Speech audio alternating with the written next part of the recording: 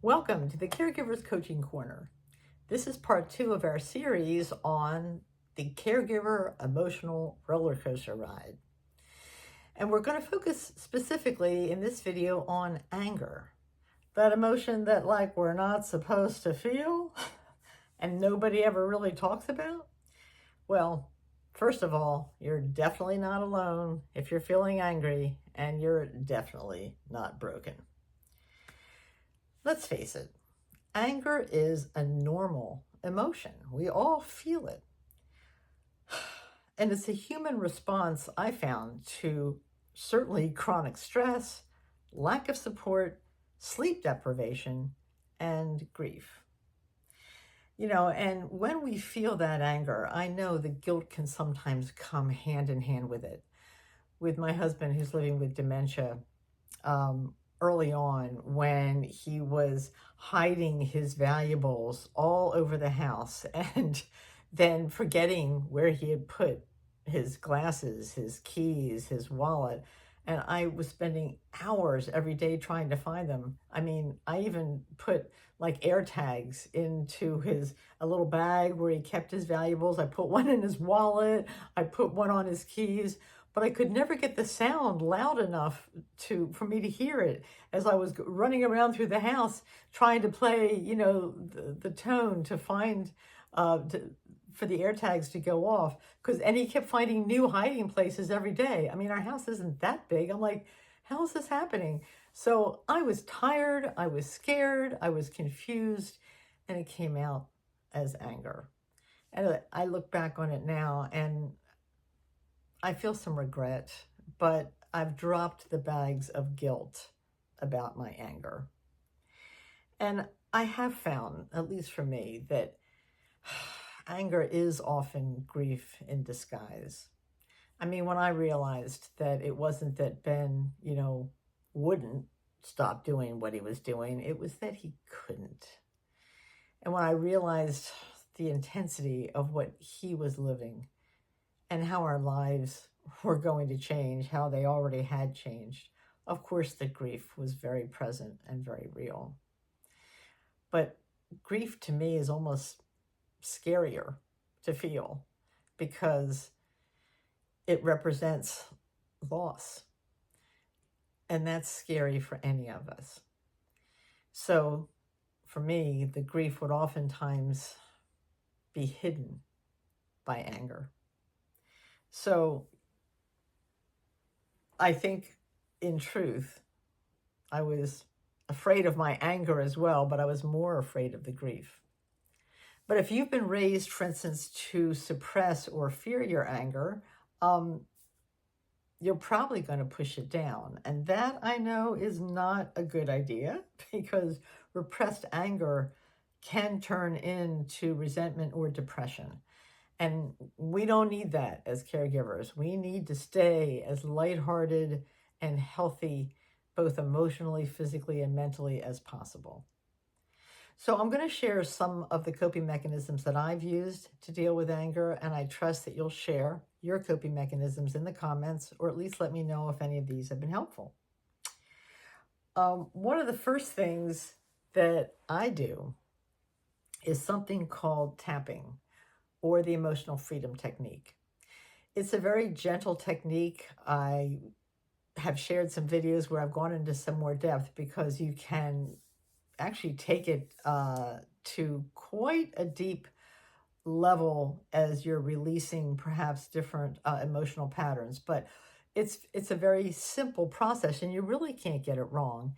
And it's really just doing some gentle tapping on your body, and there are some very specific points that help, and they are actually in alignment with the acupressure points that you often see in, as I said, acupuncture or acupressure. But in this case, you're just using your own hands, your own fingers to tap. And the concept behind it is that, if we were really in danger, if we had to flee, say, from a saber-toothed tiger, you would not be intentionally tapping on yourselves. So the reason why it's helpful in anger is that when you're feeling angry, your cortisol levels start to rise, your heartbeat increases, your breathing gets more shallow, and that makes it harder, obviously, to calm down. And it can just snowball and really run away with you, which doesn't help you or anybody else. But you do want to start to send some signals to your body that it's okay to calm down. There isn't real danger, it's just a real emotion. So you can do some gentle tapping on the top of your head, on your forehead, the third eye point. That's one of my favorite points. The front of your eyebrows, side of your eyebrows, cheekbones. It's one of my favorite places. Under your nose, your chin. These are all natural, soothing points on our body. If you think about it, we oftentimes can sit like this or like this. Gentle tapping right underneath your collarbone, on the side of your hand.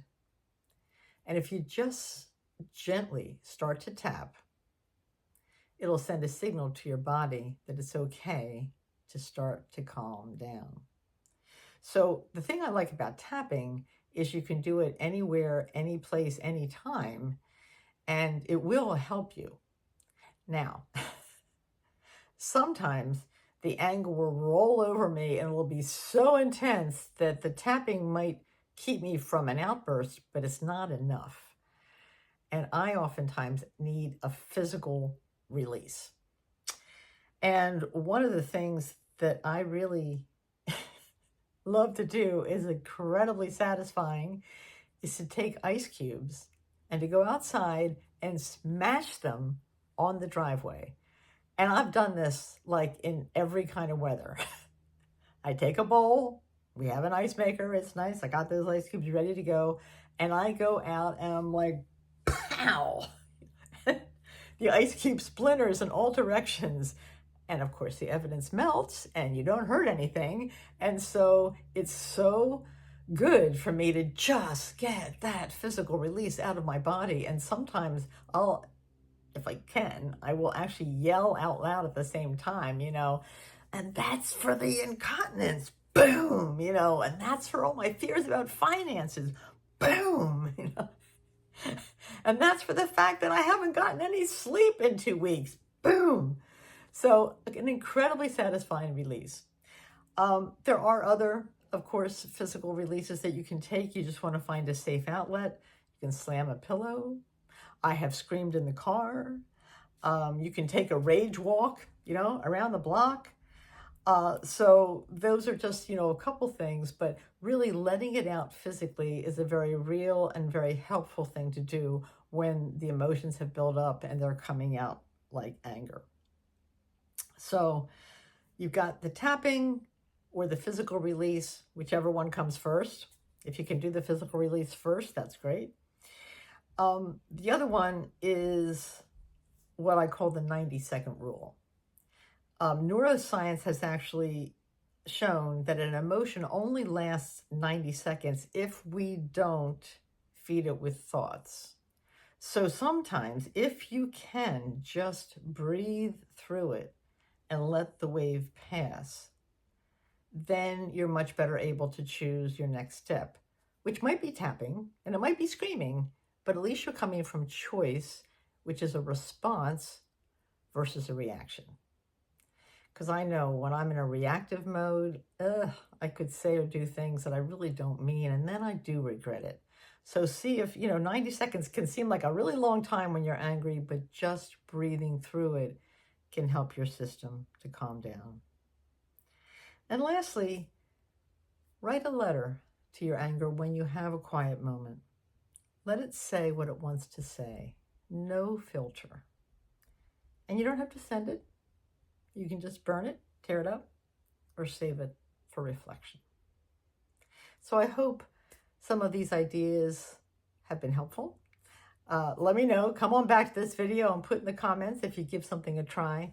Or if you have something that really helps you, please share it, because we need everybody in this community to contribute best practices.